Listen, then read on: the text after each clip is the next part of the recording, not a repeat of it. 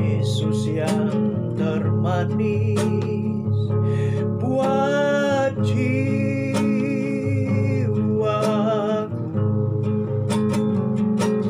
buat jiwaku,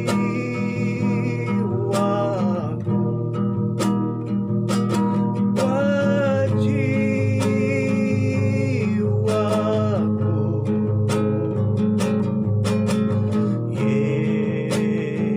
Yesus yang termanis buat jiwaku,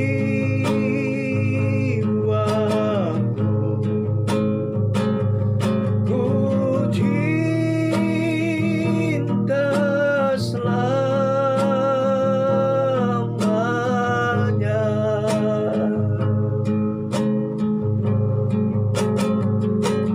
Ku cinta selamanya.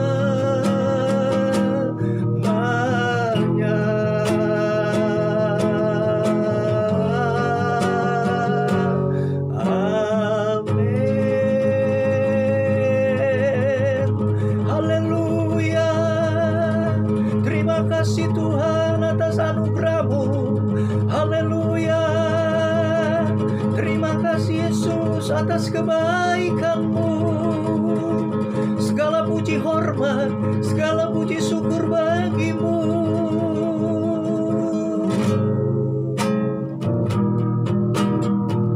Sebab Kau hidup, ada hari esok. Sebab Kau hidup, ku tak gentar,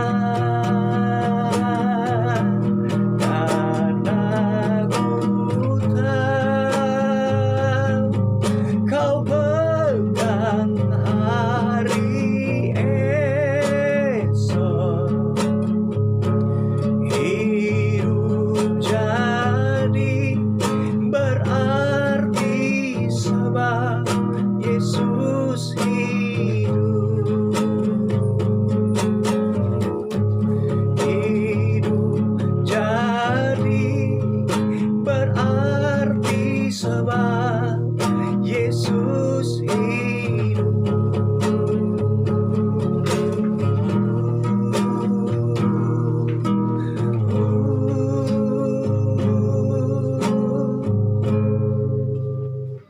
Tuhan mau hidup kita berarti.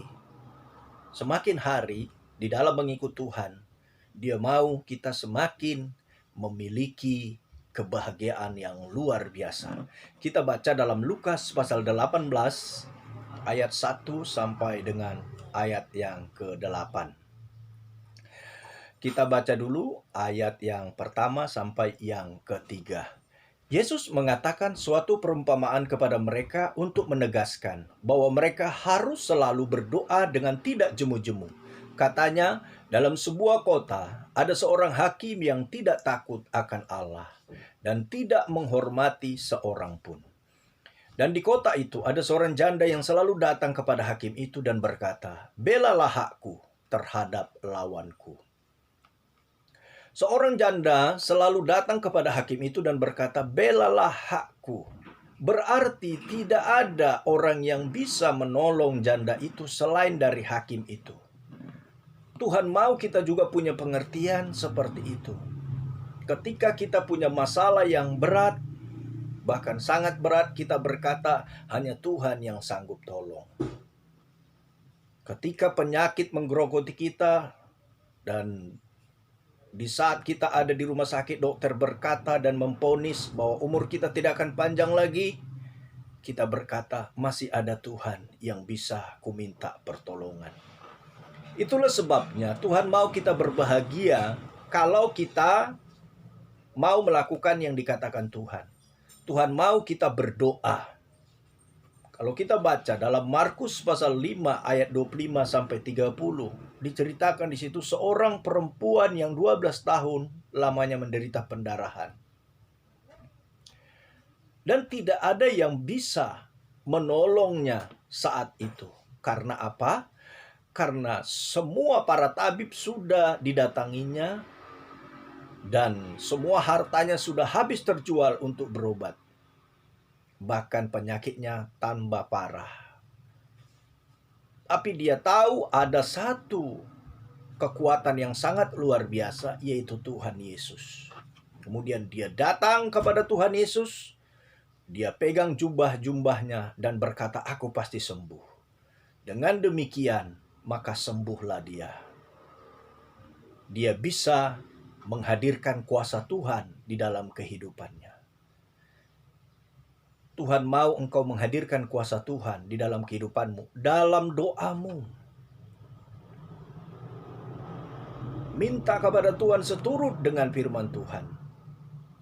Firman Tuhan berkata, "Dengan panjang umur akan kukenyangkan engkau dan akan kuperlihatkan keselamatan yang daripadaku." Dapatkan hakmu itu di dalam doamu. Ketika Daud sangat terjepit karena rakyat hendak melempari dia dengan batu, bahkan keluarganya, istrinya, segala harta bendanya ditahan oleh musuh. Tapi dia menguatkan kepercayaan kepada Tuhan. Dia tahu tidak ada satupun orang yang bisa menolong dia selain daripada Tuhan. Ketika dia menguatkan kepercayaan kepada Tuhan dan berdoa, Tuhan memberikan dia keberanian, memberikan dia jalan keluar. Dan akhirnya Daud berhasil membebaskan semua keluarganya dan Daud berhasil mengambil kembali harta yang telah diambil oleh musuh. Apa persoalanmu yang sangat berat? Masuklah dalam doamu dan lihatlah keajaiban Tuhan di dalam doamu. Namun ada kalanya doamu belum dijawab Tuhan, seperti yang terjadi dalam Lukas pasal 18 ini. Kita membaca ayat 4 sampai dengan ayat yang ke-6. Beberapa waktu lamanya hakim itu menolak, tetapi kemudian ia berkata dalam hatinya, "Walaupun aku tidak takut akan Allah dan tidak menghormati seorang pun, namun karena janda ini menyusahkan aku, baiklah aku membenarkan dia, supaya jangan terus saja ia datang dan akhirnya menyerang aku." Kata Tuhan, "Camkanlah apa yang dikatakan hakim yang lalim itu."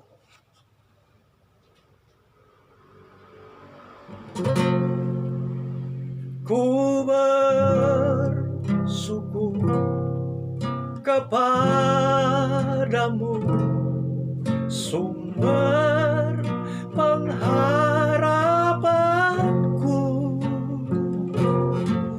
penolongku, Kau Allahku, tiada yang sepertimu. Ku bersyukur kepadamu, sumber pengharapanku, penolongku, Kau Allahku, tiada yang sepertimu.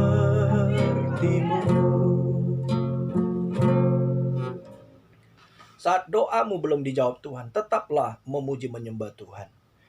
Dan janda ini melakukan sesuatu perubahan di dalam kehidupannya. Dia tahu bahwa hakim itu adalah hakim yang tidak takut akan Allah dan tidak menghormati siapapun. Berarti tidak peduli kepada siapapun. Tetapi Alkitab berkata janda ini menarik perhatian daripada hakim ini. Tentunya menarik perhatian bukan dalam arti yang negatif. Kalau dia datang ke rumah hakim itu, kemudian dia tempel di sini kertas yang bertuliskan, "Dasar hakim tak punya otak, tak mau membela yang miskin, hakim yang gak benar." Maka itu tidak akan membuat hakim itu tergerak kepadanya. Dan kalau dia datang dengan pakaian robek-robek dan tanpa kerapian, maka dia akan dianggap orang gila. Dan dia tidak punya kesempatan bertemu dengan hakim itu. Tapi janda ini menarik perhatian daripada hakim itu. Pastinya dia akan melakukan sesuatu dengan elegan atau bagus sekali, sehingga hakim itu sampai berkata demikian. Ini kalau orang ini, kalau tidak aku tolong, aku rugi loh. Sampai sebegitu pengertian daripada hakim itu. Nah, coba kita baca Amsal 17 ayat 8. Hadiah suapan adalah seperti mestika di mata yang memberinya. Kemana juga ia memalingkan muka, ia beruntung.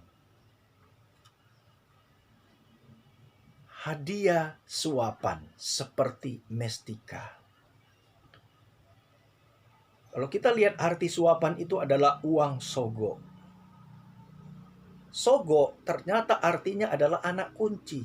Jadi kalau saya artikan di sini, suapan yang dilakukan oleh janda ini adalah suapan yang elegan, bukan suapan yang mempermalukan. Kalau dia menyuap dengan uang, maka itu mempermalukan dan itu tidak menggerakkan hati hakim itu untuk menolongnya. Tapi dia melakukan suapan, artinya dia melakukan sesuatu untuk membuka kunci pertemanan.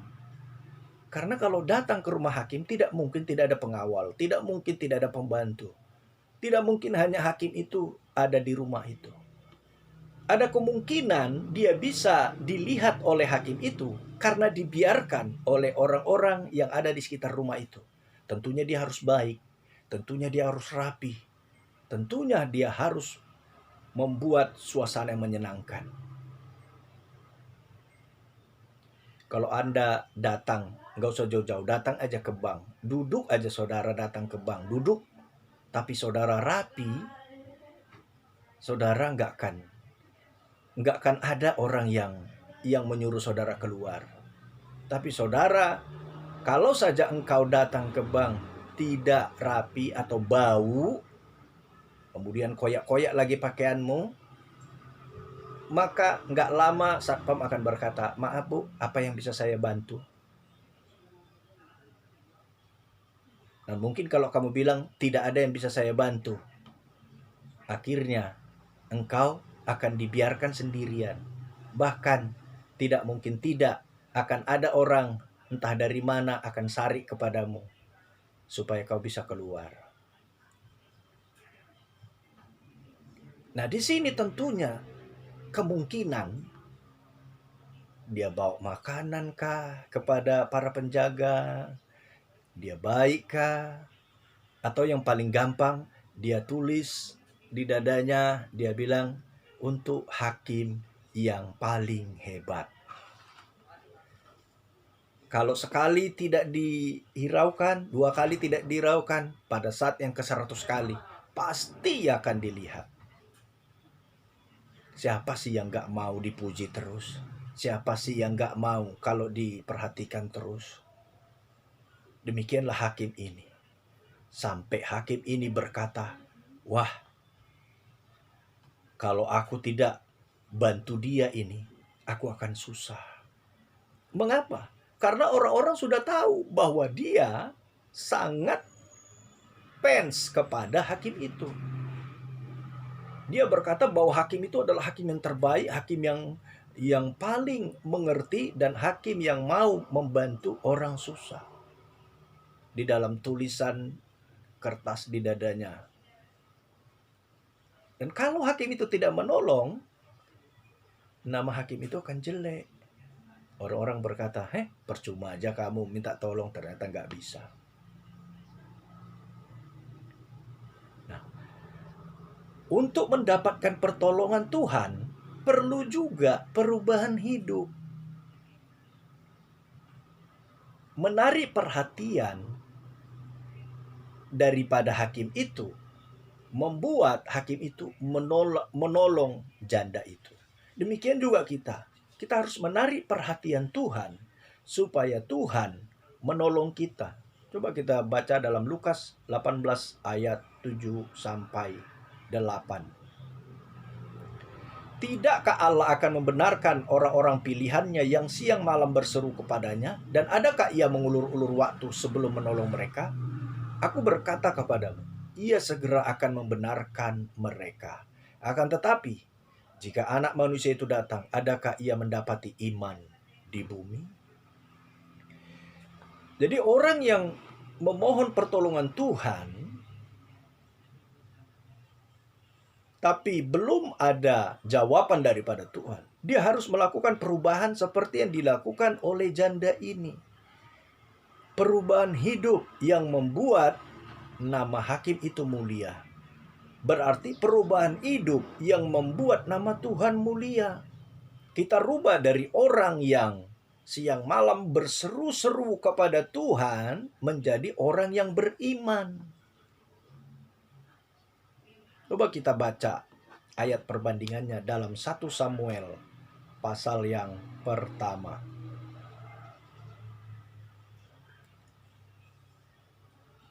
Ayatnya yang ke-5. Perhatikan. Meskipun ia mengasihi Ana, ia memberikan kepada Hana hanya satu bagian, sebab Tuhan telah menutup kandungannya. Kemudian kita melihat ayatnya yang ke-7.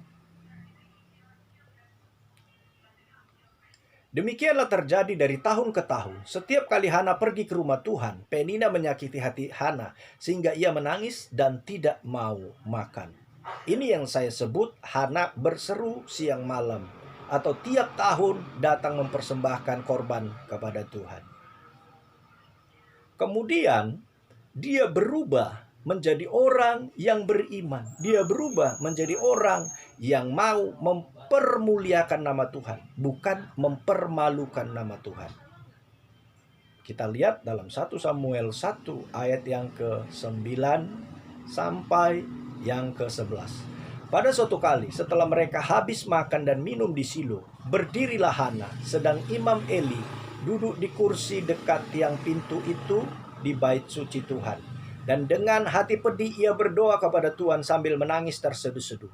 Kemudian bernajarlah ia, katanya, Tuhan semesta alam, jika sungguh-sungguh engkau memperhatikan sengsara hamba-Mu ini, dan mengingat kepadaku, dan tidak melakukan dan tidak melupakan hamba-Mu ini, tapi memberikan kepada hamba-Mu ini seorang anak laki-laki, maka aku akan memberikan dia kepada Tuhan untuk seumur hidupnya, dan pisau cukur tidak akan menyentuh kepalanya. Dan kemudian kita baca ayat yang ke-19 sampai yang ke-20. Keesokan harinya bangunlah mereka itu pagi-pagi, lalu sujud menyembah di hadapan Tuhan. Kemudian pulanglah mereka ke rumahnya di Rama. Ketika Elkana bersetubuh dengan Hana istrinya, Tuhan ingat kepadanya. Maka setahun kemudian mengandunglah Hana dan melahirkan seorang anak laki-laki. Ia menamai anak itu Samuel, sebab katanya, aku telah memintanya daripada Tuhan. Berubah dari orang yang sekedar berdoa menjadi orang yang beriman. Sekedar hanya untuk mendapatkan apa yang perlu, berubah menjadi melakukan apa yang Tuhan mau. Dan lihat di sini, di dalam 1 Samuel 2 ayat 21, karena Hana mau mempermuliakan nama Tuhan, melakukan apa yang Tuhan mau, bahkan memberikan kepada Tuhan anak yang telah dimintanya bagi Tuhan, maka inilah berkat yang diberikan oleh Tuhan. 1 Samuel 2 ayat yang ke-21. Dan Tuhan mengindahkan Hana sehingga dia mengandung dan melahirkan 3 anak laki-laki dan 2 anak perempuan lagi. Sementara itu makin besarlah Samuel yang muda di hadapan Tuhan. Kalau engkau menjadi seorang yang beriman, yaitu orang yang suka menyenangkan Tuhan, mau melakukan apa yang Tuhan mau, apa yang Tuhan minta, sekalipun itu adalah harta yang terbesar dalam hidupmu, maka berkat Tuhan akan kau terima luar biasa.